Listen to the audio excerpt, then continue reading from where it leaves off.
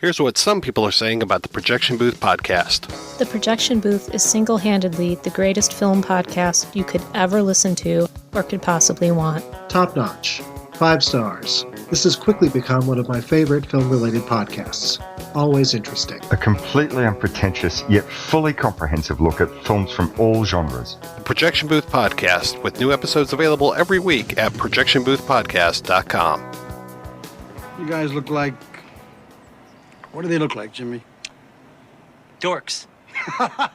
They look like a couple of dorks. Get those birds! They're coming to get you, Barbara. What? Are you kidding? We got us some family here. Can you dig it?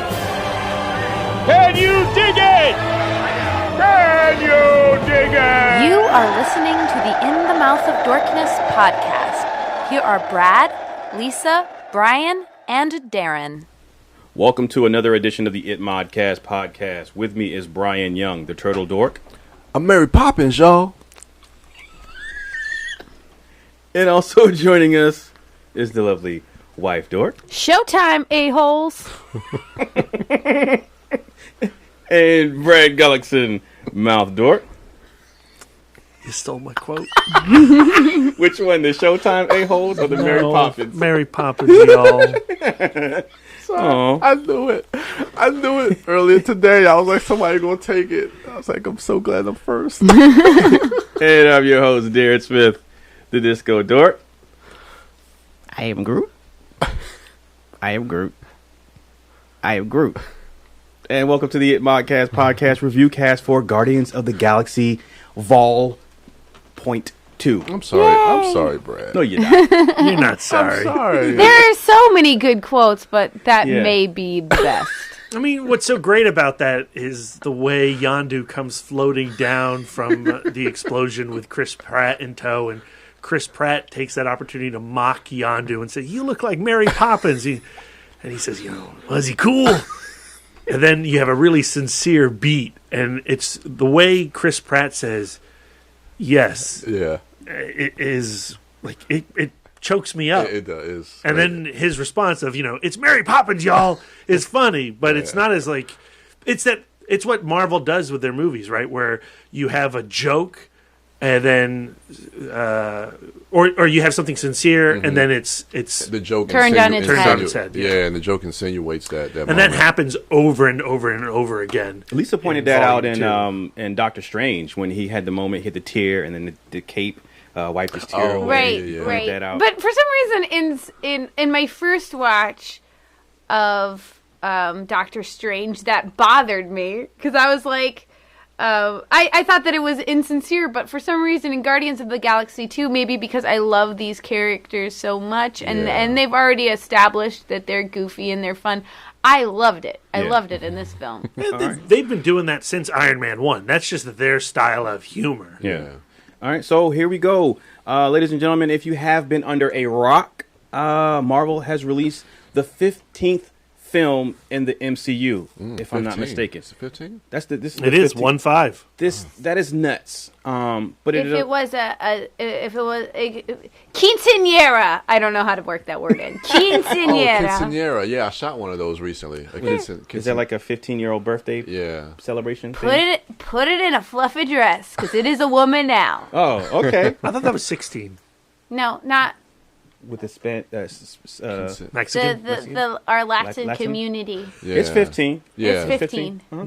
Well, what Lisa said, I don't want to butcher that. But when you think about it, and we always tend to do this when we end up reviewing one of Marvel's films, we tend to, pun intended, marvel at just the success and the longevity that and the consistency that they have as a studio to be able to put out these films that constantly improve, but also remain familiar as far as the formula. Like we just referenced the serious and then the comedic beat. But to continue on and have the 15th film in the franchise and open so big as it just did. I'm not sure what the total box office numbers for the weekend were, but I mean obviously Guardians of the Galaxy opened really big. And again, the thing that we talk about is the fact that a lot of these stories are interwoven and they lead into a bigger picture.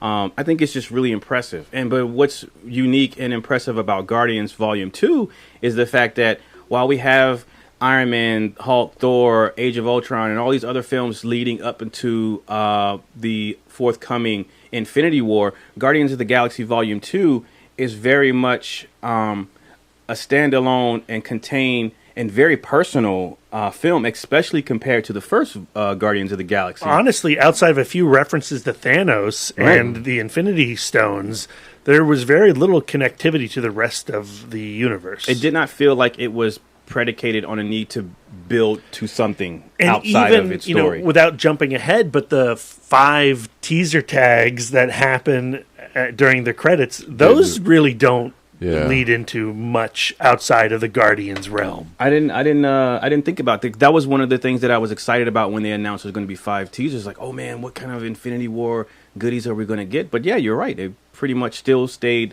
close to Guardians of the Galaxy. But I like that. I like the fact that it stays in line with the tone of Guardians. And like James Gunn said, even with the first movie, even though the first movie is tied to the Infinity Stones, like this movie just feels self-contained in its own pocket universe. Still connecting itself, I think. And expanding. It definitely expanding with a lot of references to things possibly to come further in the MCU, but it just feels self-contained, so it doesn't feel tied to anything or has a responsibility to tie into Infinity War or anything else like that. Like if you hadn't seen, for whatever reason, if you hadn't seen Iron Man, Incredible Hulk, or Age of Ultron, or any of those films, you could still come in to the Guardians of the Galaxy, whether it be Volume 1 or Volume 2, and feel like you could get the story. You could get... I still hope you would come in Volume 1. Yes. With Guardians, before you come into this one. I don't think Volume 2 works at all unless you've already established an affair with these characters in the first volume. In fact, if anything, Volume 2 is only concerned with its central characters and their growth from the first film. Mm-hmm. And so, like the first film, we open up on Volume 2 with a scene, an Earthbound scene. And it is a scene where we see Peter Quill's father and his mother in an old, I think this was a Trans Am, riding through the countryside during happier times. So this is obviously before Peter's mother's passing. This is when both his mother and her father were together. And what did you think of the de-aged Kurt Russell? I thought it looked good. I was like, they love that de-aging Benjamin Button technology. We see that a lot. And in comparison to how they used it in the past, I actually thought young Kurt Russell looked really damn good in this film. And my understanding is, while yes, there is some CG wizardry going on there, Kurt Russell brought in his makeup guy who's been with him for like the last 40 years. Oh, really? And they did a lot of practical de-aging as well. Yeah, they only used CGI for like little touch-ups, but most of that was like in-camera 90% of that is the wig. His hair. They got his hair Farrah right. Fawcett hair, Yeah. So I just want to put my fingers in it. Lisa, you mentioned before that although Peter's mother had, you mentioned when we did our most anticipated, and one of the reasons one of your most anticipated films was Guardians of the Galaxy, and you mentioned that you mentioned Peter's mother, and you said that even though she had died in the opening of the first Guardians of the Galaxy, that her character was very much still present as it relates to, I guess, Peter and his story. So there was still things to explore with her. How did you receive the opening of the film, getting to see Peter's father and the mother together, and her obviously in happier times? I like, in terms of the way that she still exists in this universe, of course, it's through her music, through those mixtapes she makes for Peter. Yeah. And I thought that this opening scene of her singing along to Brandy could have not been more perfect. She looked so happy and so free, and they even built on her character that she's the girl who knows all of the words to the songs on the radio, and she actually had a really pretty voice when she was singing along to the radio, and she was just clearly so confident and so luminous, and that's reflected in the music of the 70s. It's buoyant, it's happy, it's bouncy, and then the way that the music continues to inspire the other characters. We see Rocket Raccoon. He has now taken on Peter's music, and he likes to work to Peter's music, even though he's trying to like play it cool, like, oh, Peter needs his music all the time. But really, in truth, Rocket has adopted it, and it's become part of the family on the ship. Yeah. I mean, that was the first kind of emotional wallop. Whereas I thought the prologue, as necessary as it was, and as fun to watch, and to with the baby Groot, and to explore. Before that, and to explore the mom and the dad together in pure bliss. It's really that moment where Rocket makes a joke about how, well, hey, Peter is making me do this, and it's real. That's not the case. Rocket really just loves this music, and then to see Groot, baby Groot, take that music, plug it in, and then rock out to his mom's tunes. And there is something really beautiful about this idea. This woman who has died and left us has passed on her joy to not only her son, but her son has now passed it on to the galaxy. Yeah, she's touching people that she's never met, that never met her. And this type of jukebox musical, unlike something like what's something recently we saw? Well, Watchmen, kind of. Lisa and I rewatched Watchmen recently, and it's wall to wall tunes, and it's there to set a stage and a time and a place. But the music in Guardians, unlike a lot of these types of movies, it's progressing character. Oh yeah, absolutely. And I think it makes listening to that soundtrack after the movie all the more rich. Yeah. Because it's coming from a human. And I was so satisfied to have that idea been taken even further. And then the character of the song, Brandy, taking on this whole separate meaning. Yeah. Yeah. And so, like the first Guardians, after we have the prologue on Earth, we go to the opening. So in the first Guardians film, we had that opening where Peter Quill was on Morag looking for the what would become the orb. The orb. And so we had that opening number where he's dancing in the cave. And in this opening of this film, Volume 2, we have what Brad was just referencing, them hooking up the sound system, and those scenes you see in the trailer when the Guardians are fighting as a team against that giant multiple tentacled creature, interdimensional and this creature. was another of the first big surprises of the movie for me, because seeing the trailer and seeing the Lego sets that have come out from this movie, that Cthulhu tentacled monster seemed like it was going to be a climactic battle scene. Suddenly this is, the big stunt from Rogue Nation, where like the big plane right off the gate. And it's really just provides background scenery for Baby Groot to rock out. Yeah. I loved that. I don't know why it had to be filled with like yellow goo though. Like whenever they have to go goo, it's always this like disgusting color of yellow. Do you remember like what the scene when Drax is on that big head thing? What was it called? Nowhere. Nowhere in the first volume, and that Nowhere is full of that same yellow gloop. I fucking hate it. Yeah. So nasty. And he comes out and he's all covered in it. It's hanging off his nose. Ugh. Yeah. Yuck. So before we go any further, I just wanted to warn the listeners that we are going to get into some spoilers. So if you haven't seen the film already, shame on you. Go watch it and then come back. Thanos is Peter's dad. No. Then again, if you listen to our Fistful of Summer Anticipation, I already spoiled the end of the movie. Oh, yeah. It ends with that sausage party style orgy, and everybody's getting some. Except that's Mantis. Deep down inside what I really want. I just really want all of the Guardians to kiss. And so we come to find out that the reason that this opening takes place and they're fighting this interdimensional monster is because they're protecting one of the MacGuffins of the film, these batteries. But they're hired to protect these batteries by this race of people. Brad, what are the gold people called? The Sovereign. The Sovereign, that's right. And it's in this exchange with the leader of the Sovereign that kind of sets most of the story in motion, outside of everything that's outside of Peter's relationship with his father and learning who his father is. because the Sovereign later come back to be interwoven into the story. They're just setting up future explosions. They're like, oh, we got to put some explosions in.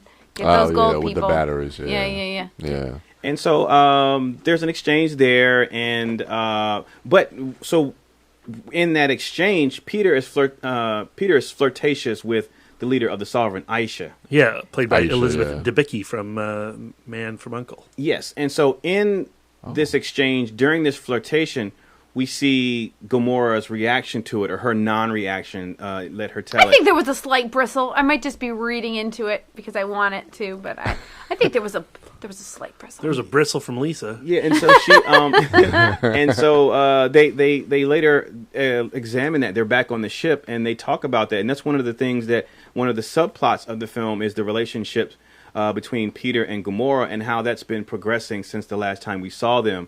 This unspoken thing between them, and their or at least Gamora's refusal to acknowledge it in the same way that Peter acknowledges it. How was that? How did you respond to that, Lisa? Part of me was going like, I would love for her to just rebuff him forever. Yeah. And them to have like this kind of antagonistic, unsaid thing. But once they started drumming up the chemistry and showing this tension on the ship, I could not help but go But, not jumping ahead, but totally jumping ahead. They don't fall in love by the end of this film. They're still Sam and Diane from Cheers. And I hope that they stay that way forever, because that is just so blissful. Yeah. So by the end of the third movie, you don't want them hooked up? No. I think that there should be some other relationships in between, like Luke and Lorelai. Where's Christopher? Where is the John Hamm cameo? Oh my goodness, Chris Pratt and John Hamm. Yum, yum, yum. Gross. Brad, open your mind. No, closed. So during this scene, what other? I'm trying to remember. Well, this rocket steals 2 of the batteries. What a dick! And that's what sets the Sovereign people off to go after them. Right. And he offends them. And I think that is everything. I think that he really resents having, he doesn't really deep down inside want to be the good guy. I think he wants to be antagonistic, so he's always rejected first. But this is also the second surprise of the movie for me when Nebula joins, because the Sovereign have captured Nebula. Because she was trying to steal the batteries. Everybody wants those, what did Drax call them? Habillary batteries? Habillax. Habillax batteries. And now, as a form of payment for the Guardians rescuing it, they're giving back Nebula. Who is apparently worth some kind of bounty or something. Yeah, she is a daughter of Thanos. But the bad one, not the good one. Yeah. And so, because Rocket has stolen these batteries, the Sovereign give chase. And in that ensuing chase, their ship is damaged and crash lands on this planet. But before that happens, what happens? I'm not sure what happened, but I love the way they're chasing their ship. It's almost like they're playing a video game. Like they're playing Galaga. They're playing Galaga, and then when you have the one guy in there and everybody else is surrounding him, and the sound effects. Yeah, the sound effects, and then he gets destroyed, and everybody's like, oh, it's like man. when back in the arcade. Yeah. I thought that was a nice little touch that James Gunn did. I thought that was brilliant. I thought that was good, and I think that that low stakes, high money Warcraft is actually pretty pertinent in these times. Yeah. And so, cool. Lisa, you said something happened before. Yeah, Are you referencing before they crash, saved? they're rescued by a flying suppository. A small guy, a really small man. 1 inch man. 1 inch man, yeah, which turns out to be Ego. And so once they crash on the planet, Ego joins them. And that's when he is introduced to Peter, and Peter's for the first time meeting his father. Mm-hmm. And Ego is accompanied by Mantis, who is a doomed character. Let Lisa Gullickson tell it. So let's talk about that intro scene. How did you respond to that, Lisa, with the introduction of Kurt Russell and his nice flowing gray hair? Hopefully I can look that regal. Yeah. When I get all grayed out, nice Kurt Russell, had dope beard and everything. Hell of a beard, but the introduction to Ego and Mantis. I mean, it's just great. I mean, anytime you have Kurt Russell gracing the screen is great. He has such charisma. Yeah. And the Mantis character, in the trailer, she reminded me of the pink lady who was following around Benicio del Toro. Remember from the first? In The Collector, yes. Yeah, I thought that she was just going to be like another one of those, and I was just like, let's get this lady out of here. But I really actually end up enjoying where her character goes. Yeah. But yeah, I love that that Kurt Russell just kind of sweeps in, and that at first, Peter's really skeptical, and he kind of wants to protect his heart and be like, I don't trust this guy. And the fact that it was Gamora who was just like, why not take this chance? Why not take this chance to follow your past and to find this thing that you've been missing so profoundly? I thought that was really revealing about the level of understanding these two people have reached just by becoming a team and becoming friends. He could be your Hasselhoff. Because there was a moment on the ship before they even crashed where Peter's father's brought up, and Gamora remarks to someone that's a sensitive area. She recognized. So again, in that dialogue, you get a complete explanation that Gamora is someone who is in tune and pays attention to Peter Quill outside of just being on missions and adventures. Like she cares and understands him. And she's confidable. Mm-hmm. You can confide in Gamora. She's not exactly like a warm person, but I mean, deep down inside, there's some creamy center to that green chocolate outside. Okay, it's yummy. All right. I lost my train of thought. I'm so sorry. Should I say it slower? No. Okay, so they crash down on the planet. Kurt Russell says, man, there's so much I want to show you and talk to you. I got to get you caught up on. I want you to come with me. And he's like, I don't want to. And then Gamora's like, yeah, but Hasselhoff. And she's like, okay. All right. And so they kind of split up. So Peter, Drax, and Gamora go with Ego and Mantis. Rocket stays back with Groot and Baby Groot and Nebula. And so Rocket's technology is like through the roof this time. Yeah. In the first movie, it seemed like much more scrappy and much more mechanical. Like, I'll take a piece of this and add it to a piece of this. Yep. But I guess with all of the superhero financing he's getting, like that thing that he was repairing the ship with, it was just like a brush, let's airbrush this shit back together. I'm like, that is, I guess, impressive. And before they leave, there's a moment, I can't remember, again, I've only seen the movie once, but there's a moment between Quill and Rocket, and I think this is where we get a first glimpse into Rocket. They originally crash because Peter and Rocket are wrestling over control of the ship. And so both characters' ego won't let the other one pilot, and therefore they are now stranded on this planet. Yeah, and so when Quill and them leave, there's an exchange between Quill and Rocket, and I think this is the first glimpse into a little bit more of Rocket's backstory and where his character, his arc in this movie starts, where you get a sense that he's got that loner sense, like he's still trying to push people away. Yeah, he's just straight up antagonistic all of the time. Yeah, and he puts on this front that he's like this confident being, and the fact of the matter is, he just wants to reject others. Yeah. So that he cannot be rejected. Yeah. It's classic antisocial behavior. Yeah. And so the Sovereign, because of the crash, the Sovereign lose track of Peter and the Guardians and ultimately the batteries that they were seeking. So we cut from the planet and we catch up. This is our first glimpse at Yondu. Mm-hmm. And Brad, let's talk about Yondu's reintroduction into the Guardians film. Yeah, well, what I love is the first time you see Yondu, they're kind of in a Las Vegas city, and Yondu is standing in a window frame, and behind him are a couple of sex bots, and he has the most soulless, dead look in his eyes.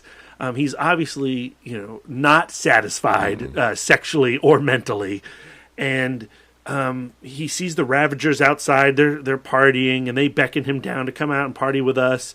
And he goes to join them, but when he steps out, he sees an old war buddy, an old Ravager buddy, Sakaar, played by Sylvester Stallone. Yeah. And, he calls out to him, and Sakaar is furious. He's not just simply standoffish towards Yondu. He is disgusted by him. There is an exchange between the two where Stallone basically tells him that, look, you broke the Ravager code. You may wear that symbol on your chest, but the colors of blah blah blah will never fly at your funeral. The song of the blah blah blah will never play. And you're an outcast, and your group is not a true Ravager group. And Stallone turns his back on him, and Yondu screams out at him and tells him basically to go F himself, go to hell.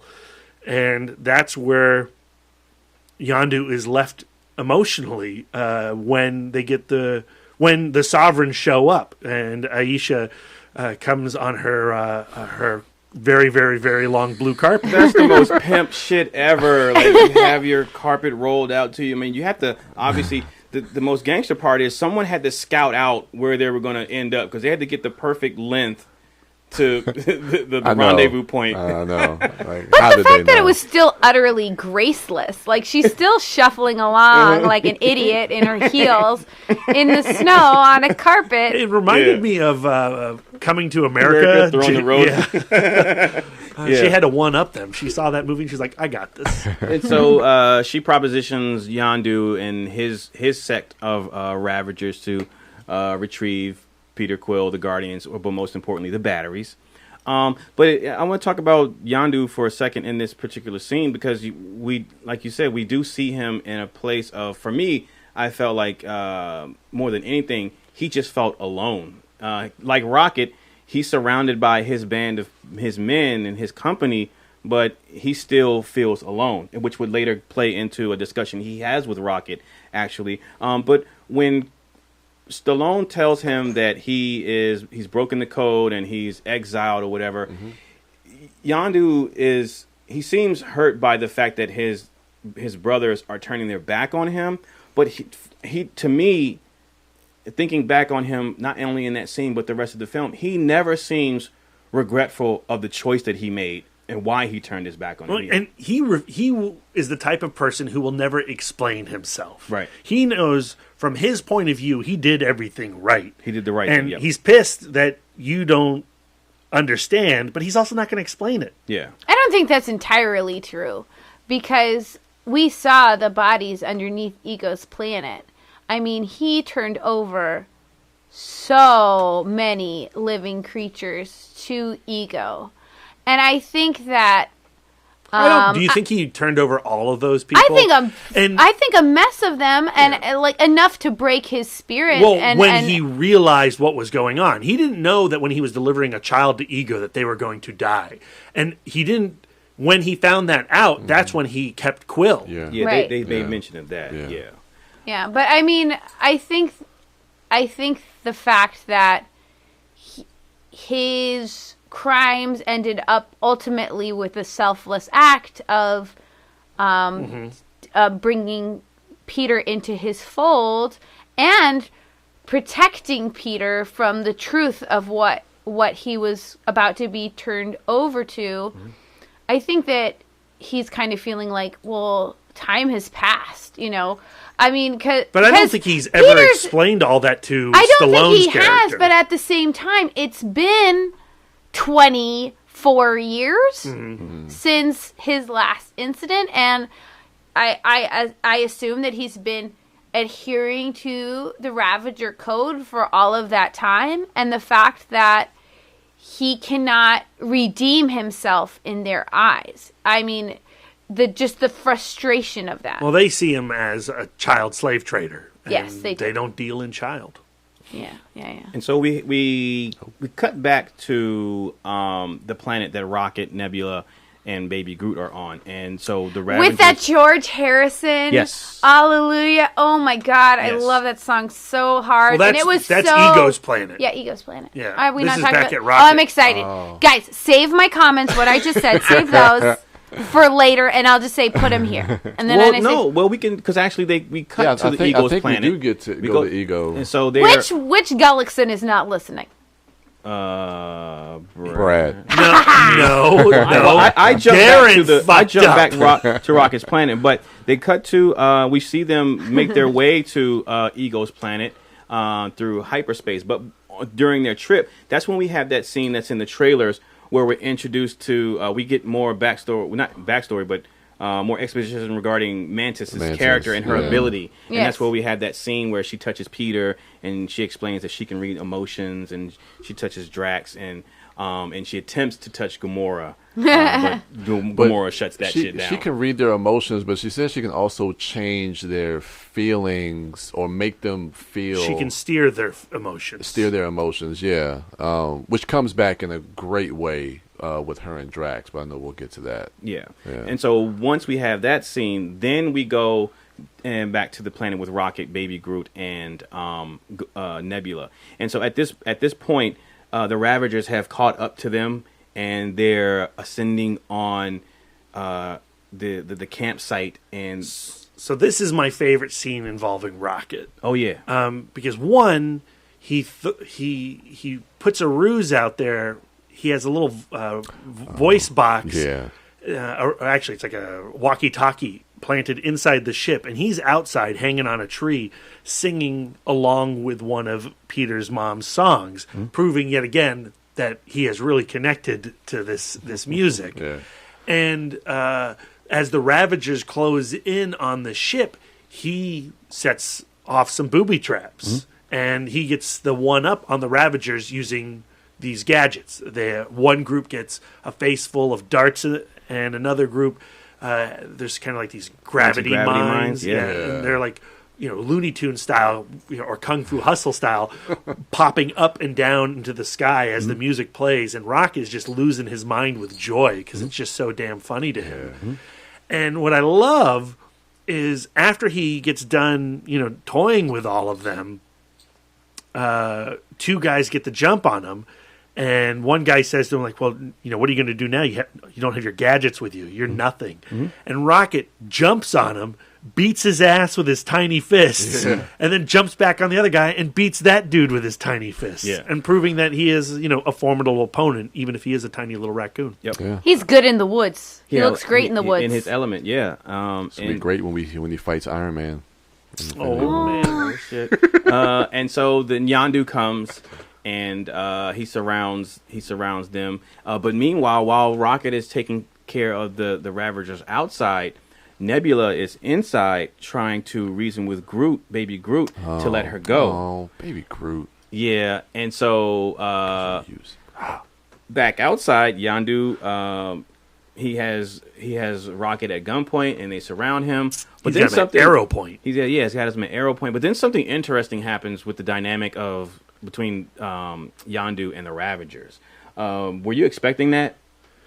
I was, based on the San Diego Comic-Con panel we attended, where all his Ravagers came out talking smack to the Hall H crowd. Yeah. So we knew that Taserface was going to be antagonistic to some degree. And so, what you got a glimpse of it back on the party planet of Taserface calling Yondu pathetic in the way he took a slight from Stallone. Yeah. And now here, Yondu reveals to the group that he's not going to turn over Quill to the Sovereign, because anybody who killed the Guardians of the Galaxy, they saved the galaxy. They're going to become enemy number one by the Xandar Empire. Nova The Nova Corps, right? And so when Taserface and basically half the group hear that they're not going to get all this money, they're super pissed off. And I love their math, though. Their dumb math. They are super stupid. Yeah. They're mean and dumb. Yeah. Yeah, fun. And so there's a mutiny. Well, but my favorite part about that mutiny is it's really sparked off by Sean Gunn's character of Kraglin, who is, the right-hand man to Yondu. And he has some serious jealousy for the way that, Quill is like a son to Yondu. Yeah. And he says, every time, we have an opportunity to make some money by turning this kid over, you refuse to, and you're hurting us because of your dumb fondness for this Terran. Yeah. And that's got to end, and that sparks off the mutiny. Mm-hmm. And, I don't think, Sean Gunn's Kraglin certainly did not intend for that to happen, because what happens is a mutiny occurs, and all of Sean Gunn's pals get tossed out the airlock. Tommy Flanagan got sent on into space. No, Chibs, no. And so that was, I gotta admit, I was a bit surprised to see that Taserface killed Tommy Flanagan and the rest of those guys like that. But it was a not cool, but it was an interesting moment to see how Sean Gunn's character Kraglin, how he responded to that, and how he was kind of maybe immediately regretful of what happened. And when they're tossing the people who side with Yondu out into space, and again, I don't know, we'll get to the end, but I just got to give props to Michael Rooker, because even in that moment when they have him sitting there tied up, just like how he was on that planet, and that looking out the window, and Nebula's blown his fin off at this point, so he can't defend himself. I mean, he just looks defeated, tortured, soulless, there's no emotion to him. He just feels like he's just beaten down. And I mean, just the way Michael Rooker, just his portrayal of Yondu in this film is just, I mean, it's just great. It's just great. And that moment just really just stuck with me when you see those Ravagers out there and just yelling and throwing his people out there, and he's just sitting there taking those hits by Taserface. It's sad. It's extremely sad. But it's also a hilarious sequence, the way Marvel does things. Oh, of course. Because Rocket is just ribbing the hell out of Taserface's name. Yeah. Just laughing and just twisting the knife into Taserface's ego. Yeah. And what I love is, Taserface is a character from the comic book. And he's really? a dumb character from the comic book, and he's a dumb character here. Okay. And I really like how James Gunn has fun with that creation. And so then we go back to Ego, the living planet, and we have a scene between Mantis and Drax. Does that come next? Oh, I don't know if it's the scenes between. When do we get the little family history? With the family dioramas. Oh yes, that's when they first get there, and he gives them. That was pretty cool when he basically explains to Peter history lesson, his origins. Yeah, well, Ego's origins.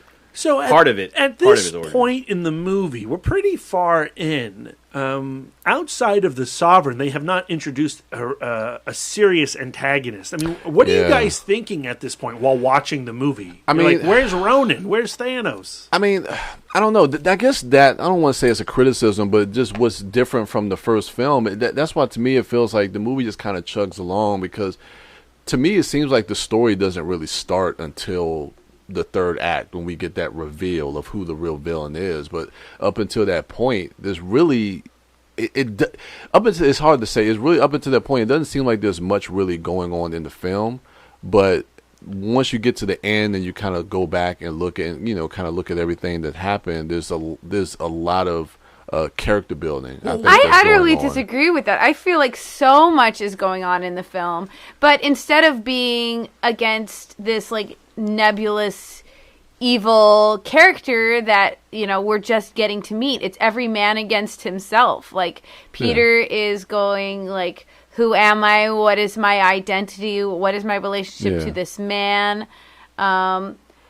Gamora is going, how do I take care of my family? How do I keep this family together? That's the brilliant thing to me about Guardians Volume 2 is really not until the second watch are you even aware of what the plot is. That's what I'm saying. Yeah. And I think when you're watching it that first go around, you are waiting for a Thanos. You are waiting for a big bad. And that's not what this story's about. But I just enjoyed spending time with the characters that I love in settings that, even though there's not a ton of settings, we're not going from place to place to place.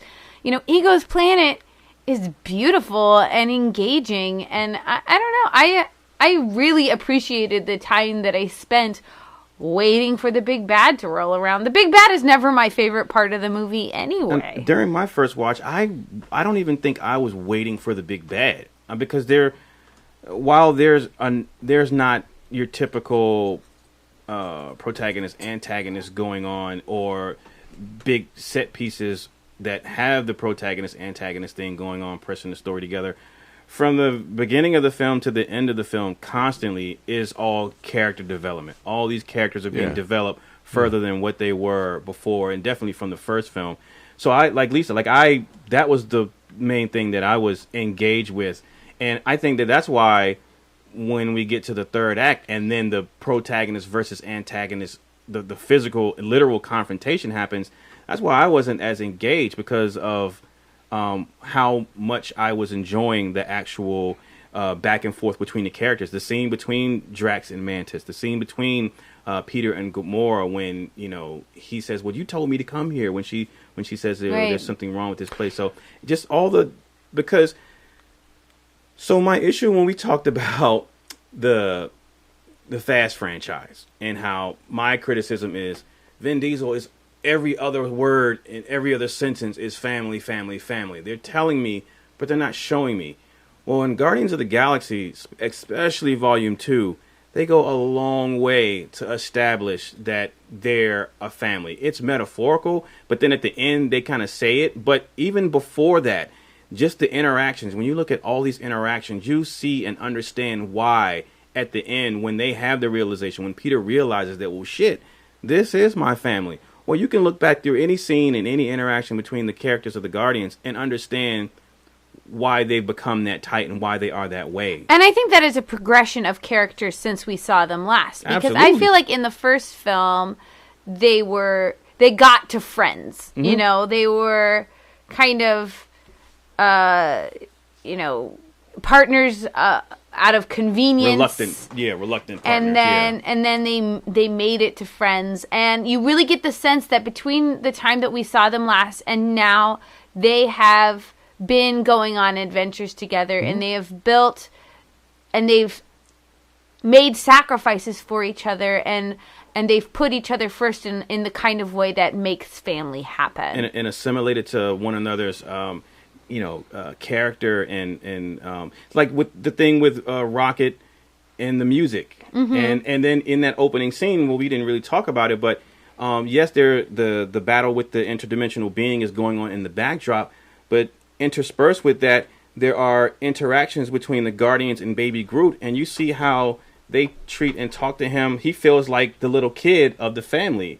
And Baby Groot, be careful, you're going to get hurt. Get out of the way. Like You see Gamora, her paternal instinct and her character and how she treats Groot. You see how Baby Groot and Drax throughout the film have like a big brother, little brother type of relationship. Like when they pull Drax on the ship and Baby Groot's like smacking him, like hitting him. So there are so many moments littered throughout the film that have these characters and establish that they feel and are like a genuine family. And I love that they never attempt to fill in that time. No. They're never looking at each other going like, you remember that time when we blah-de-blah-de-blah, or there's never a flashback. So in between those two movies, there's just this world of mystery and potential that I can see being filled in comic books or other media, or even you could double back and I guess throw a short film in there. It's just kind of just this, like, where the important thing is the progress. The important thing is not the action, it's the progress of these people. Right. I just love that. And so there is a moment where Peter has a conversation with Ego. They separate and they, let's go for a walk. And it's the moment where Peter wants to know, he's starting to buy into the fact that, okay, maybe this is my dad. Maybe I'll go along for this and entertain this conversation. But I need to know, like, why did you leave? And so Kurt Russell has a conversation with Peter outside. And that's when they had that moment, that father-son moment, when Kurt Russell, Ego, shows Peter that, he has this special ability because he is tied to the living planet. He is a part of Ego, and he shows him how to generate that energy, and they make that energy ball. And they had that father-son playing catch moment. Wept. Yeah? I wept openly in the theater when they started playing catch. And I know that it's cheesy, and I know that they're manipulating me, but I love that trope so much. But that scene is such a sincere scene. If you go at it with your modern movie audience cynicism, you could easily roll your eyes. But if you are in tone with this movie, if you are in the same wavelength, the same vibe of what James Gunn is doing with the Guardians in Volume 2, that is a beautiful scene. It's so beautiful and perfectly executed, in fact, that it turned my audience mid-scene. I told you this, Brad. The audience, when they created the energy ball and then Kurt Russell goes down the stairs to give him some distance, you kind of knew he was going to say, all right, go along. And at that moment, like, the audience chuckled because, oh, this is so cheesy. But once he threw it and then they had that wide shot of them throwing it back and forth, I could, and it's not just me, it's not just in my head, I could feel the audience turn and be with and feel that scene and buy into it. And it was amazing. And that experience. Rewatch, that scene is crushing. Absolutely. Yeah. And so, well, let's talk about that. Let's talk about why that scene is so crushing. Well, you learn that Ego, the living planet. So excited that we're talking about Ego, the living planet. Mm-hmm. In the MCU, he is tied to the Celestials, and the only other time that the Celestials had been mentioned in the MCU previously was in the last Guardians of the Galaxy, where the Collector showed basically his big view screen of a Celestial with the Power Stone, Infinity Stone, and a staff destroying an entire planet. And the Celestials are they're the big gods of the Marvel Universe, Eternity and the Living Tribunal, and they've made Ego a Celestial. He's basically just like a big brain at the center of a planet in this version. And what you start to learn is, Nebula and Gamora, they have... Nebula comes to Ego's planet ready to kill Gamora and get some sort of revenge for the shitty childhood she had at the hands of Thanos, plucking out her biology and replacing it with mechanical parts so that she could one day best Gamora, and constantly failing and constantly getting more mechanical parts placed onto her. And so they have their, sibling rivalry, machine guns, and not a machine gun. Gamora takes the entire cannon off of the jet and holds it up, sparks it, and turns it into her own massive bazooka gun. When she did that, that was really interesting from a character standpoint, because you didn't get the sense that she was, I'm just play fighting with my cousin, or I'm just having a fight with my sister and we'll shake it off. Like, she was trying to destroy her, like with that cannon. And it also just shows her power set, right? She's right there with Thor. Oh yeah, and the Hulk. Maybe not quite the Hulk. But so they have their big brouhaha, and at the end of it, they kind of find peace through that battle. How did you respond to that? Did you buy that into that? I think absolutely. Reconciliation? Absolutely. I think that there is, not on that scale, clearly, but there is something contentious about sisterhood. And my sister listens to this podcast, and I think that she would agree, especially when you find yourself being compared back and forth. That is so damaging to children, to put two entities next to each other and then compare them. And so Nebula has been emotionally devastated by being constantly compared to Gamora, and then having her arms being ripped and off. going why didn't my sister take pity on me? Couldn't my sister throw one fight? So they have this contentious relationship, and Gamora never even stopped to consider it. She never even stopped to consider it, because she was also suffering and she was also fighting, and she also, I'm sure, felt that fear of being bested and being hurt, but I do think that even amongst all of those all of those comparisons, I think that the fact that they went through that childhood together and they were all that they had, that makes them inexplicably bound, where they cannot destroy each other. So the fact that Gamora does think Gamora was the first person to rescue.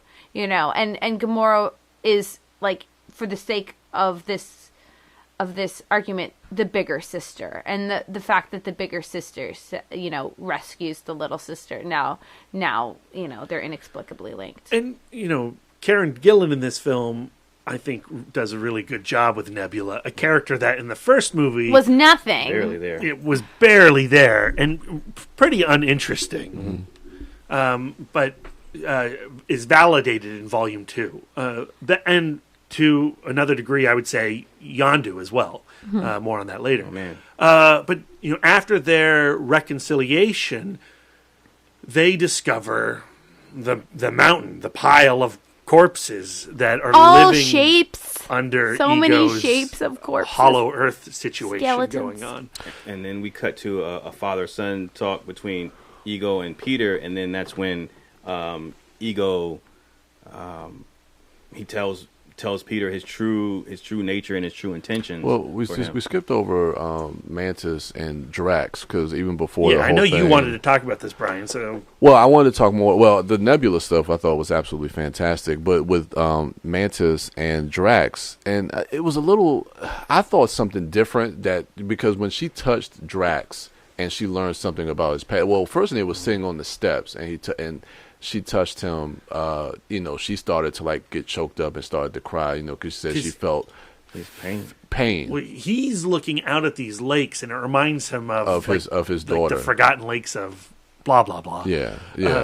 And he has a very serene look on his face, and for most of the time, Drax, his emotions are just out there. Yeah. He says what he's thinking. Exactly. He does what he feels. Yeah. And this is one of the rare occasions where, one, you see just how wounded he is as a creature, as a being. Yeah, absolutely. And, he's looking out at these lakes, and he's got this serene look, and he's falling into memory of his daughter. And Mantis touches him, and she feels a wave of sadness. Yeah. Like the true horror of what he has gone through because of Thanos and Ronan. And we never see that from Drax because his humor is so dry. He's so just truthful in what he says. So we never really see. I mean, we know his story, we hear his story, but when you see it through Mantis, you really feel the pain that he's gone through in his past, and I think that's the first time we really get to see that from Drax. And this scene actually happened before the Nebula. Before it happened before that, right? Because that's what Gamora walks in on Mantis about to reveal to Drax something, and that I didn't know what she was going to reveal because when Gamora walked in, at first I thought that Mantis saw that Gamora was responsible for the death of his family. Oh. But that wasn't the case. But I thought that was where it was going to go. Because Gamora was the daughter of Thanos and Drax had a vendetta against Thanos. That still might be the case. I was thinking, maybe she knows that Gamora was responsible for it. But she hadn't touched Gamora at this point yet, though. No. That's correct. But how would she know that? But that's where Brian's head's going. Well, that's what I thought. That's what I thought when she said, "I have something to tell you," and then Gamora comes into the room and she stops. Well, Darren thinks you're stupid for thinking that. Probably, but it's cool. Again, I've only seen the movie once, but I think that's valid. Yeah, and also still might be the case, Brian. Just you wait till Volume 3 or Infinity War. But obviously that wasn't the case, and it was more so due to Ego and And so. Now we're at the point where Ego tries to explain to Quill his purpose, and that when he first discovered humanity, or when he first discovered life, he found it incredibly disappointing. And then he came up with his idea, his purpose, to expand, his being across all of the galaxy. Manifest destiny. Seed the universe. To the extreme. Spread his seed. And so all these little seed pods that he's been parking behind Dairy Queens are going to explode. and his presence is going to, his central nervous system, the living planet, is going to become the living universe. And he reveals something to Peter that caused Peter to have a really shocking reaction. Well, what's interesting about that, though, is he gives him the sight, right? And Peter says the word eternity. I see it, eternity.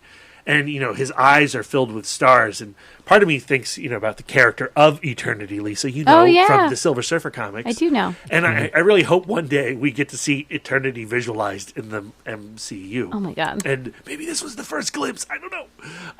Anyway, he gets that God eye, right? And he's bowled over by it. He's in complete and absolute wonder by it. And maybe he's even thinking, this is, I get what you're coming from, Pa. But then that's when Ego, because Peter says, but what about my mom? I thought you loved my mom. And Ego says, well, I did love your mom. She was my water lily, or my river lily. And I knew that if, I visited your mom 3 times, and if I had gone back that 4th time, I would not have left. So I had to put a tumor in her brain. What? Yeah, and that snapped Peter out of it real quick. Starry Eyes gone. He pulls out his guns and he shoots Ego to shit. Yeah, I was pretty shocked. I mean, I was shocked at that revelation that he put the tumor in his mom's brain. Like, that's pretty jacked up. Like, why wouldn't you just make her go peacefully? Why would you give her cancer, make her suffer if you loved her? Because he killed all his kids instantly, he said. He's like, yeah, they didn't feel any pain. Don't worry about it. He's just impatient, considering that he's eternal. So just wait 80 years. Jesus Christ. Yeah. So that was pretty rough. But yeah, like Peter just totally just loses his shit and shoots them all up. But then he starts to reform. And then this was when Ego impales Peter. And so it turns him into a battery to run his expansion progress. I guess. So I don't quite understand why he needed that. Let's not think about it. He needed a little more of that celestial power. The juice. Yeah, right. His own celestial juice wasn't enough. Plot, Lisa, plot. And so things started, the seed pods that he had planted on other planets and, particularly Earth, and behind that Dairy Queen, they start to sprout. Did you notice? I didn't notice it until the second watch. That when it cuts back to Earth at that Dairy Queen, Greg Henry, Peter Quill's grandfather, is in the car. Really? Is there? Yeah. Greg Henry's in all of James Gunn's movies, and he's wearing like old man makeup. You see him for like 3 seconds. Wow. I didn't notice that. Cool. That's cool. So at this point, Gamora and Nebula are made aware of something sinister. I don't think they know necessarily exactly what's going on, but they make their way back to Peter, correct?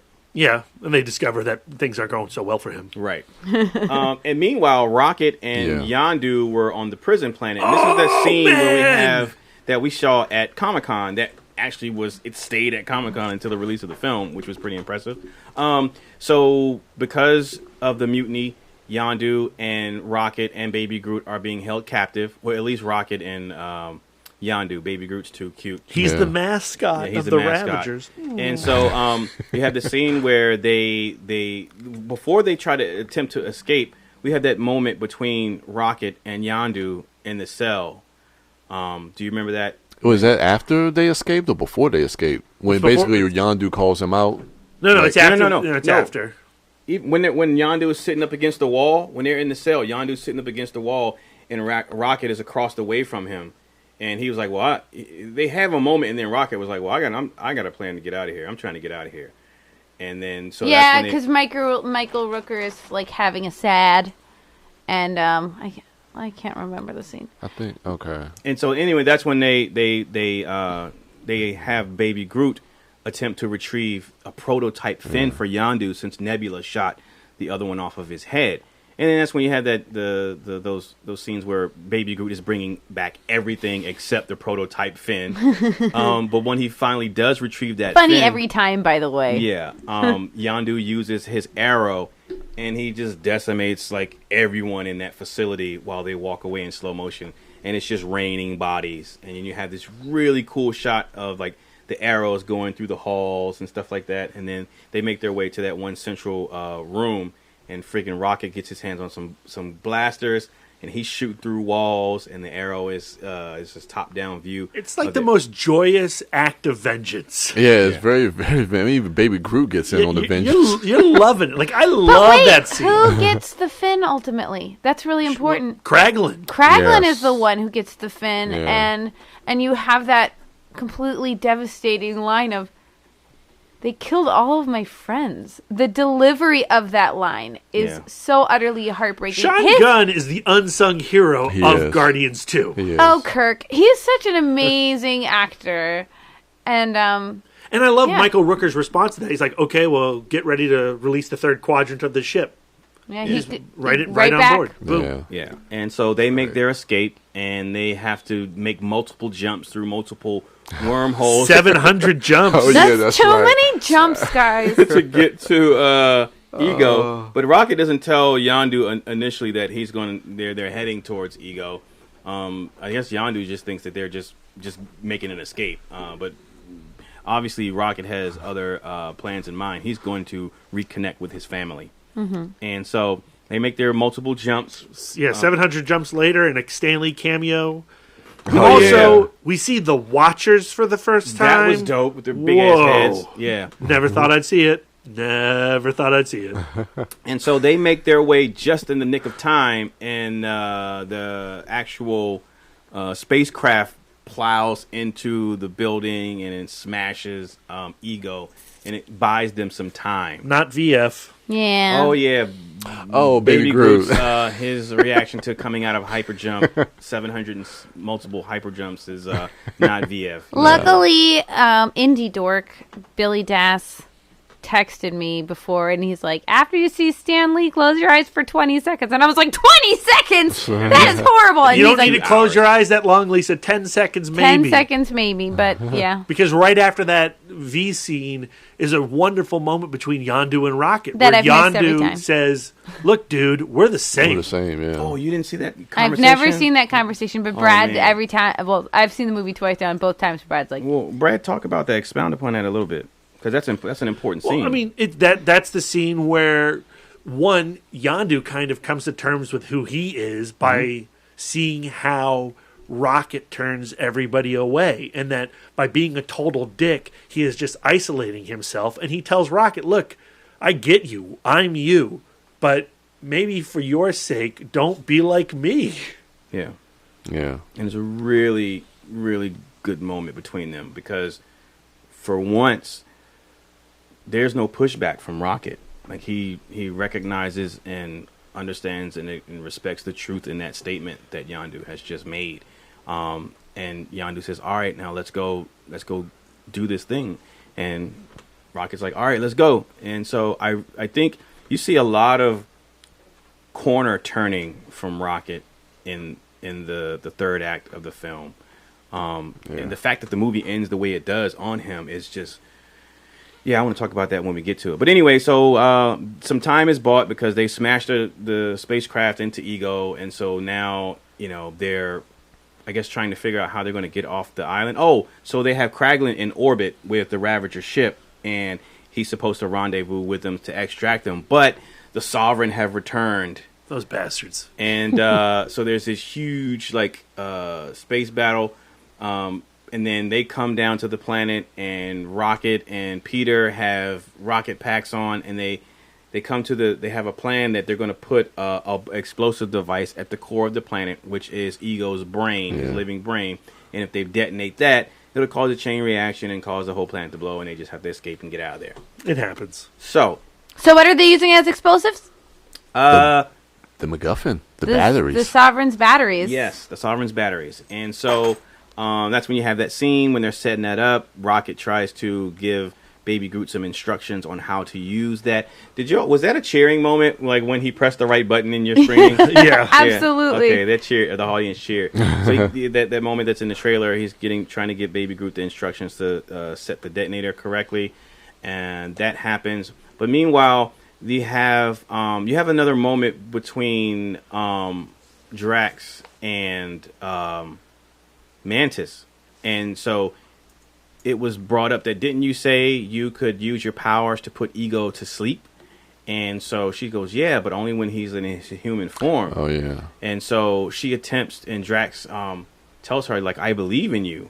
You can do it. And so through his motivation, she attempts to do it, and she actually does it. But like the thing we talked about before, and that you mentioned, Lisa, that thing that Marvel does, you have this sincere moment, and then it's broken up by a comedic beat. Because as soon as she does it, he goes, oh, man, I totally didn't think she'd be able to do it. But I love that, though, because when we first met Drax, he was incapable of lying and sarcasm. Yeah. So clearly he's learned a thing or two. Mm-hmm. And so, and that's another detail that shows, again, the relationship and the thing that you do when you're around your family. You take on character traits of your siblings and your parents and the people closest to you. And again, you can look no further than the change in Drax in his personality and his character as a testament to the bonding that is taking place between him and the rest of his family. But I also think that we haven't talked a lot about the Drax Mantis relationship, but I think that Drax legit cares about Mantis. Oh, yeah. And wants Mantis to succeed and wants her to feel good about herself. I do. And their relationship is, and its growth is one of my favorite things about the film, especially his last line to her at the end of the film. So anyway, at this moment in the film, she is unable to keep Ego subdued completely. He takes a more physical form, because at this point, like, he's spread out into the whole planet. They actually have a wide shot of the planet from space, and you see like the design, the actual true to character design of Ego for a moment, and then we have Kurt Russell take a human physical form once again, and they commence to have this fight, Peter and Ego. They go full kaiju. They do. Because at this moment, like, Peter, is that when he doesn't like something like, doesn't like something come up like inside him? Well, he I know that's when the song kicks in, like, one last time, and then Ego turns into like some rock creature, and then that's when Quill turns into Pac-Man. Yeah, so fun. Yeah, which is a throwback to a line that a callback to a line that that he has early in the film when Ego tells Peter, because you're part of me, you'll be able to create things and expand this planet just like me. And he goes, "Are you serious? Because I'm going to create some weird shit. It's going to be like a giant Pac-Man." This is a callback to that, and we have this moment where Peter has this newfound ability where he can call forth and create different elements to enhance himself, and they have this really comic booky like fight. It's almost like the end of Man of Steel, where they're just flying around like punching and stuff like that. And this is what I was talking about earlier, where at this point of the film, like, I had that thing where, like, Lisa is you're not the fan of like action sequences. You kind of tune out. And I found myself doing that during this part. And I don't know if it was, and I think it was, for me, it was just because I didn't find this particular type of confrontation that impressive. I didn't find it as impressive as the character building that took place before. But here's the sneaky thing about this fight, right? So, one, I love the Pac-Man thing. Mm-hmm. And in some films, by being overly cutesy with 80s references or what have you, it could be a little cloying. What I love about it in Guardians and Peter Quill in particular is that it all comes from character. Mm-hmm. It all comes from his mom originally. So anytime something like that happens, anytime Hasselhoff appears or is mentioned, it really just calls back to the loss that he has experienced in his life. Mm-hmm. So when he turns into Pac-Man, it's a big laugh, but it's also just like it pulls on my heartstrings a bit. Mm-hmm. And again, with the father becoming a villain and that fight scene happening, that action scene is also hiding the fact that there is another father-son story about to end as well. Exactly. And so on second watch, all that during that fight sequence, I just appreciate how it's evading how it's hiding, masking the true story of Guardians of the Galaxy Volume 2. Absolutely. And so that true story is, Well, so Yondu and Rocket and Groot return. They join the battle, and Groot goes down into the core. He's tiny enough to get the bomb down onto the brain. Rocket and Peter have jetpacks, and they're flying around shooting things. And I love that shot of Rocket and Peter flying in unison together. Now they put their differences behind them. So now Yondu returns to join up with Peter, and Peter jumps onto his ship, sees Yondu's there, and is like, "Whoa, what the hell are you doing here?" And they have that conversation about, you just kept me around because I was tiny and I could crawl into small places. I was basically your baby Groot. Yeah. And Yondu says, "Boy, that's not why I kept you around." Yeah.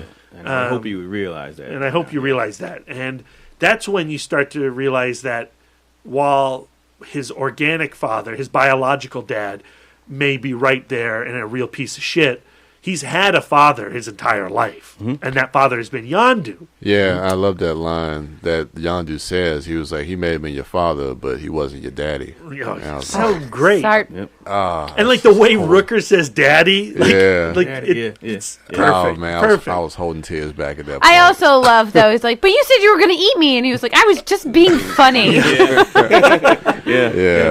And that's when their ship explodes, and that's where Brian's line of dialogue comes in, right? That goes back to that Mary Poppins thing where he mocks Yondu, but when Yondu says, "Well, was Mary Poppins cool? Was he cool?" He's like, "You're damn right he was cool, because you're cool."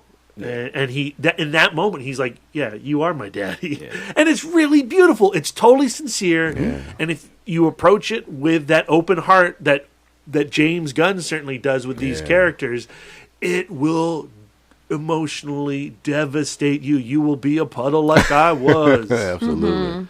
But you're like, at that moment though, when he's like, I'm Mary Poppins, y'all. You're like, yeah, father and son together forever. Yondu is just your dorky dad. We all have one. And so they plant the bomb. They blow up. The Kurt Russell melts into Peter Quill's hands, and it's Yondu and Quill on the planet together. Rocket knows that they're not all going to make it because Rocket only had one extra jetpack and life suit, force field. And so Yondu sends Rocket back, and Yondu puts the rocket pack on himself, and he puts the life force field on Peter, and they fly up into space as Ego explodes around them. And, as they're breaking the atmosphere, Peter comes to consciousness, and he watches Yondu freezes to death and as a final act of love die. And that scene is so great because Yondu, they're in orbit. Yondu can't say anything. He can just touch Peter's face and die and be proud to have been this guy's daddy. And the tragedy is that it took that moment. Sadly, it was at that moment that Peter realized, oh shit, like that's my daddy.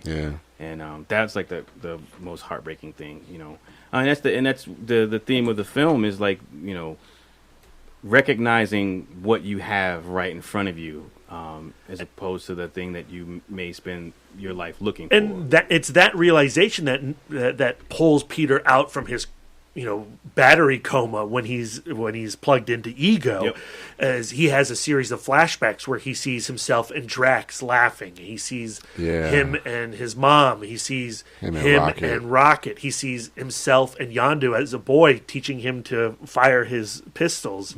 And that's the scene from Guardians 1 where they're all holding Infinity Stones and he sees his mom and he reaches out and he grabs his mother's hand. And this just takes it like one level further. And like you're saying, Fast 5 can pretend to be about family, but Guardians really is. And then ultimately, again, continuing with Yondu's story, going back to Stakar, even though he was exiled as a Ravager, he still was able to have a Ravager's. And it was Rocket that called them.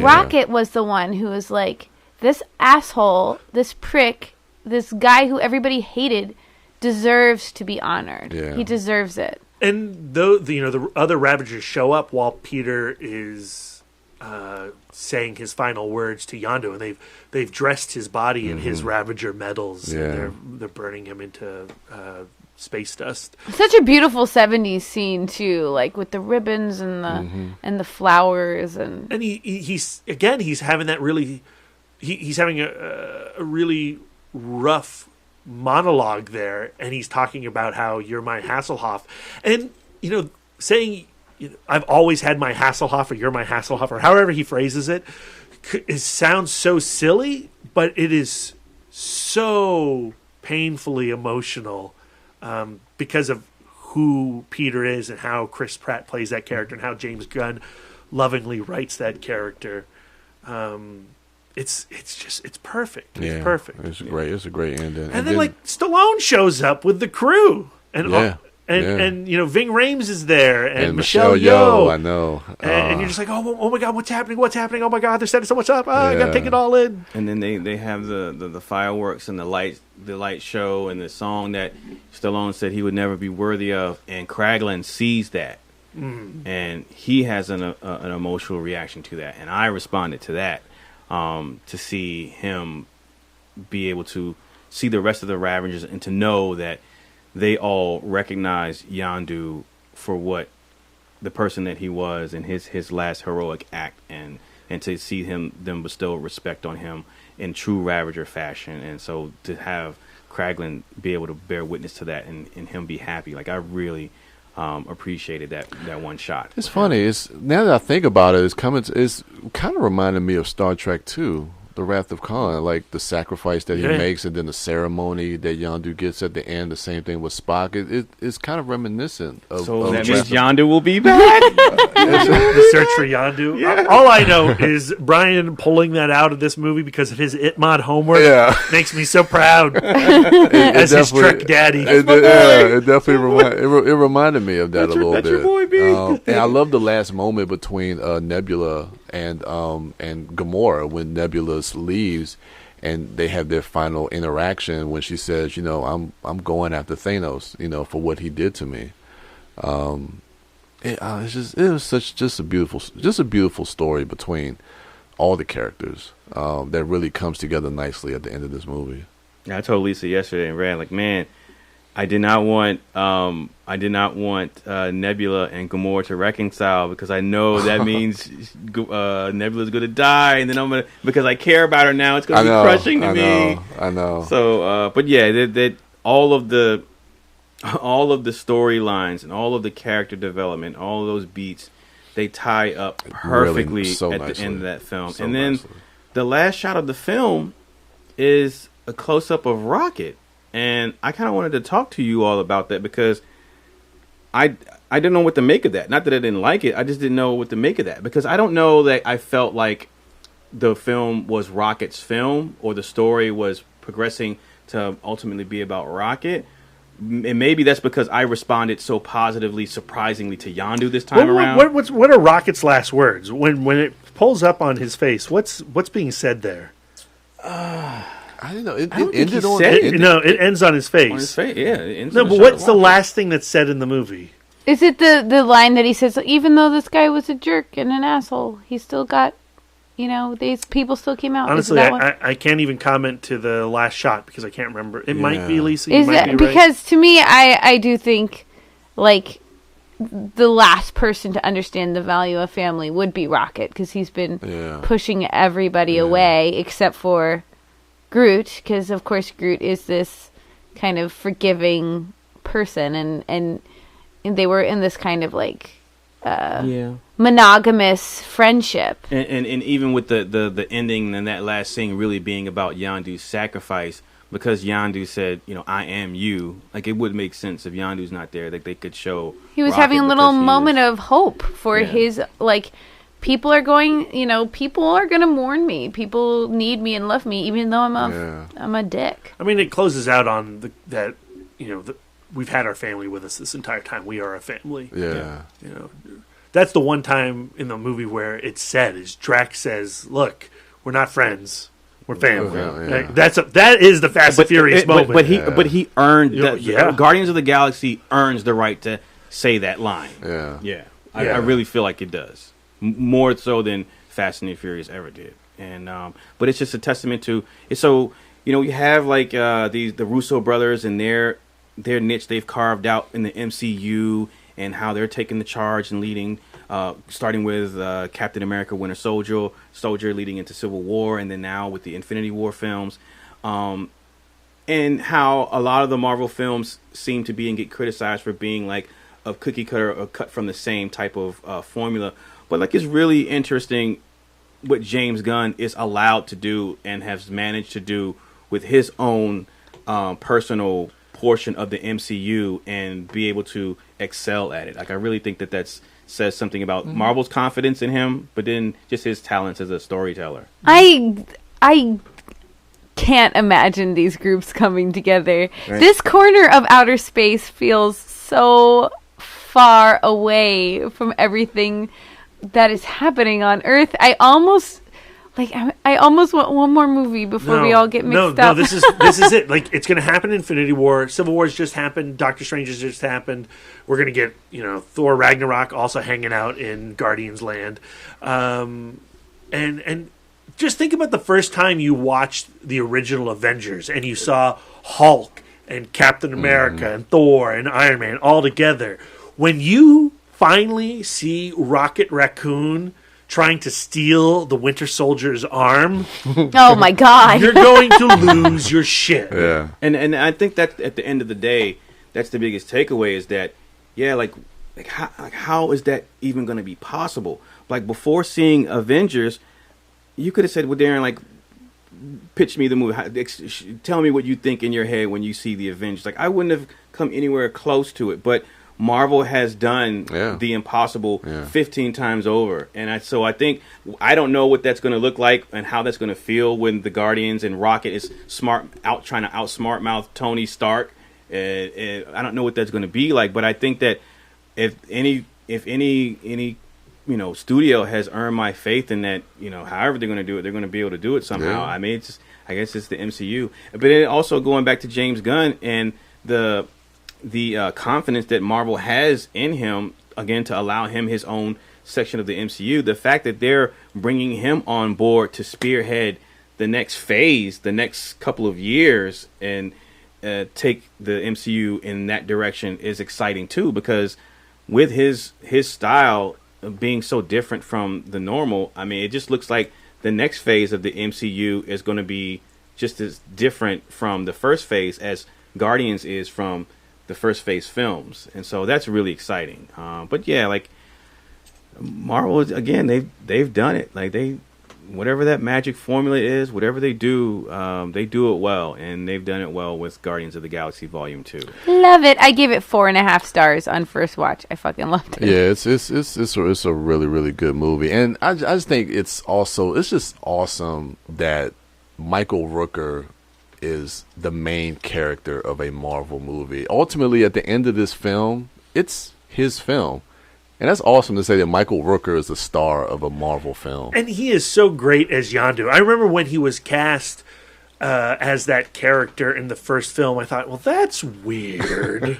He doesn't strike me as Yondu. And really, out of the Guardians of the Galaxy comics that I grew up on, Yondu was like the character that I connected to the most, and that and I'm being a little bit of a pretender because I didn't love those comics as a kid, but that's a character I remembered. Yeah. It wasn't Vance Astro, it wasn't Charlie 27, it wasn't Starhawk, it was Yondu because he had a cool look. He had this crazy bow and arrow. He's all blue. He's got this mohawk. And that's a testament to not only James Gunn, but to Kevin Feige and Marvel to allow James Gunn to let something like that happen. Because you think about any other studio or any other cinematic universe or whatever the case may be, to say, okay, I'm gonna do this movie and I'm gonna make this character and he's going to be the heart and soul of this film. I mean, there'll be some pushback from the studio, but the fact that Marvel allows James Gunn to make this movie and to make the character of Yondu be the heart of this film. And sneak his brother into this story. Yeah. All right? Yeah. So he snuck him in as a Ravager sidekick in the first movie. It's made him a pretty big player. He moves the plot along significantly in Volume 2. Yes. And he appears to be one of the Guardians by the end of this film. yeah. And in the third film, he better be hanging out with Rocket. Yeah. Oh, yeah. Oh, yeah, definitely. Definitely. And that's crazy exciting. Yeah, it is. So what did you guys think about the Stingers? Yeah, I guess the last part is the 5 Stingers. What was the first one? Sean Gunn. Yeah, Sean Kraglin with the arrow practicing the fin. I can only remember 4 out of the 5. Kraglin, Teenage Groot. No, it goes Kraglin, and then the next one, I believe, is Stallone. No, it's the Stallone one where the original Guardians of the Galaxy are there on the ship. You've got Stallone Starhawk. You have Martin X, played by Michael Rosenbaum. Ving Rhames as Charlie 27. Michelle Yeoh is playing, I can never say this character, Alita Ogard. She's basically Starhawk 2. Okay. I don't know why I thought that was in the film. I didn't know that was after Miley credits. Cyrus is playing Mainframe. Oh, that was Miley Cyrus? Doing the voice of Mainframe, yeah. And, that dragon-looking dude, oh, God, his name is Kurog, I think, Kurog. Okay. So the original Guardians of the Galaxy, they take place in the 31st century, and Kurog is the Sorcerer Supreme of the 31st century. He was trained by a future version of Doctor Strange. Okay. So when that like dragon-looking guy does those crazy hand gestures and the thumbs up things come up, they're done like Doctor Strange effects. Okay. So he's a amphibious sorcerer. That's pretty cool. Yeah, then we get the Sovereign people with the Adam. I guess that's a nod to Adam Warlock. Right, because Adam Warlock is born out of that cocoon. Yeah. And his name is Adam. Adam Warlock is probably going to be antagonistic in the third film. He'll start off as an enemy, but will eventually become one of the group. Okay. If anybody is curious about Adam Warlock, you can certainly read the Infinity Gauntlet story. He's the main character of Jim Starlin's massive miniseries. But Jim Starlin and Ron Lim recently did 3 original graphic novels, all centered around Thanos. I think the first one is called Thanos and the Infinity Relativity, maybe. If you read those 3 graphic novels, they're still kind of written in the old school way, but they'll give you a great idea of how cool and dangerous Adam Warlock is towards Thanos. Okay. And then after that we had Teenage Groot. And what was the last one? Was Stan Lee with the Watchers. Oh, and the last one was Stan Lee and the Watchers. Yeah. Which in the first time we see Stan Lee in the cameo, he talks about being a FedEx guy. Yeah. So the idea is that all the Stan Lee cameos are the same dude. Maybe he is a Watcher of some kind. Maybe he is Uatu. Maybe. Interesting. I don't know. Marvel's doing a lot of stuff that, hopefully it doesn't go over the heads of the casual viewer. Oh, it most certainly does. It goes over the head of me. I mean, this cosmic stuff is nuts. And did I remember that Michelle Yeoh, did I see Michelle Yeoh and go, oh, she's playing Alita Ogard? No. I had to look that shit up on IMDb. I was like, who's Michelle Yeoh playing? Oh, I was just happy to see. I was like, "Oh shit, Michelle Yeoh!" And I didn't notice the first time that you see Ving Rhames as Charlie 27. He's on that ship. He is crazy huge. Yeah. I was like, he got fat. I didn't realize it was an effect. So after the fact, dang, he got big. He's like the blob on that thing. But I'm really excited about Guardians coming down to Earth.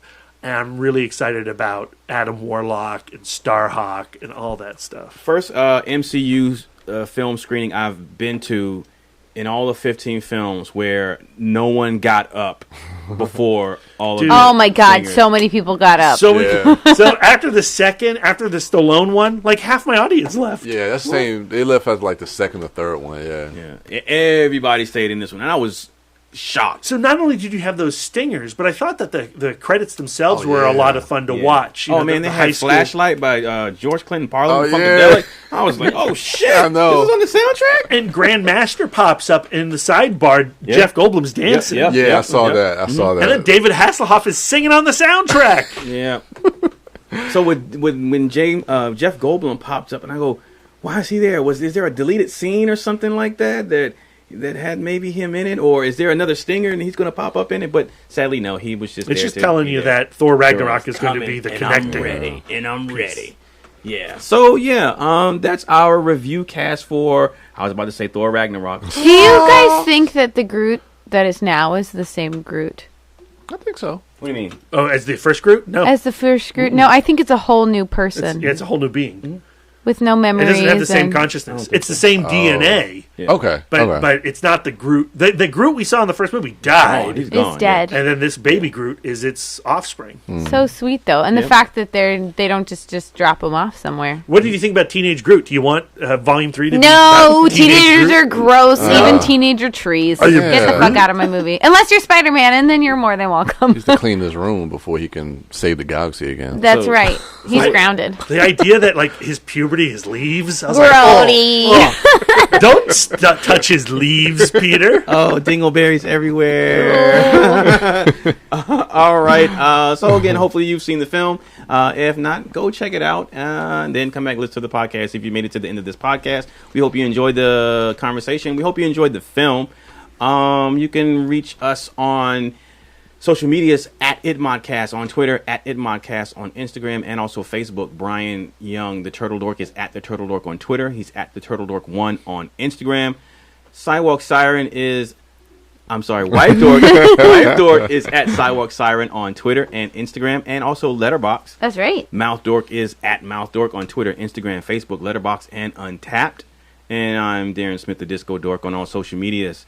Be on the lookout. So we just had our first ItMod / Film Club 3.0 screening at the Alamo Drafthouse in Winchester. We screened. Whose movie was that, Darren? It was Disco's. I got to host Stephen Chow's Kung Fu Hustle. It was so fun, Darren. It was. Thank you so much. Thank you, Lisa. Thank you, Brad, for coming out. Fuck you, Brian. Yeah, I was there in spirit. He was. And I sat on your spirit. Andy Garrison and everyone else, all of the listeners of ItModcast who came out to support us.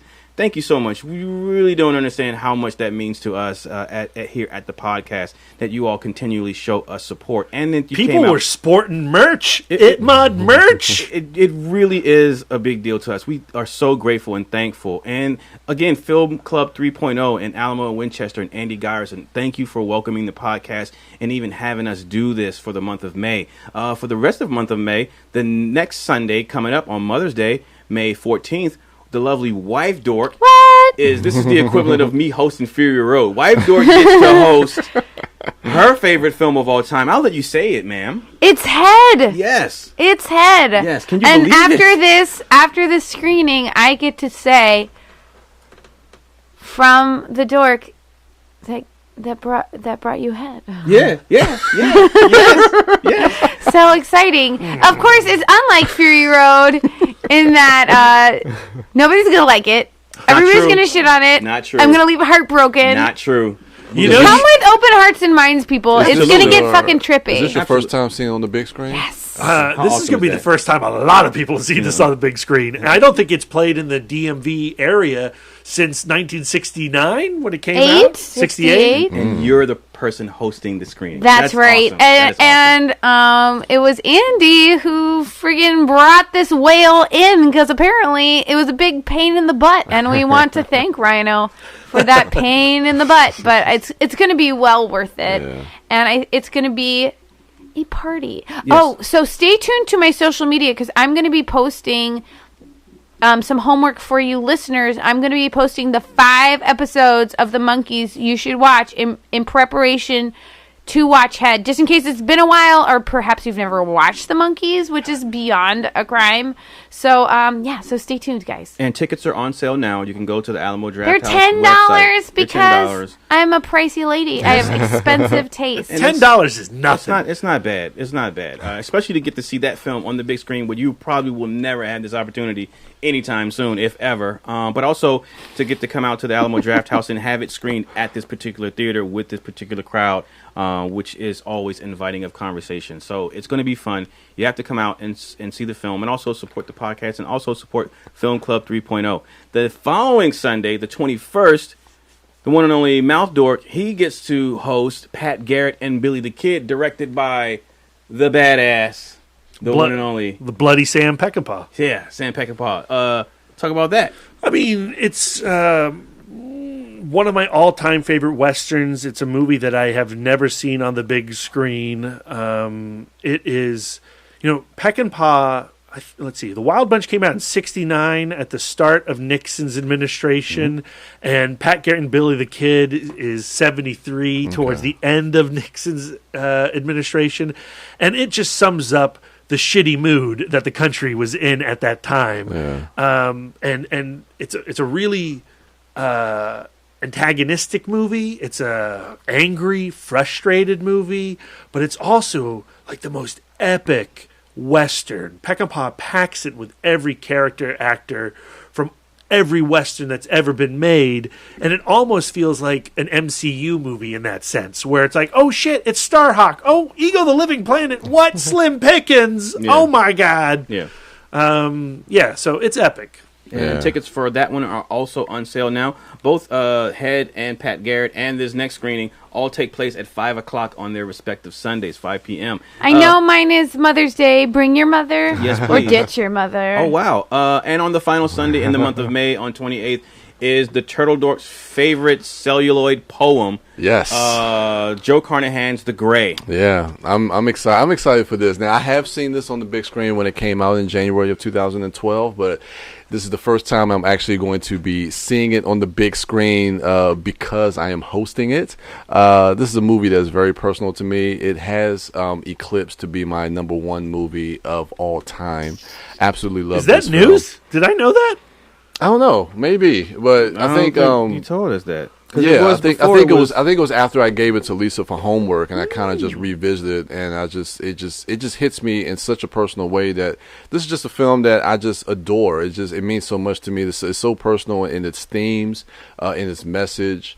To me, this is more than just a film that's man versus nature.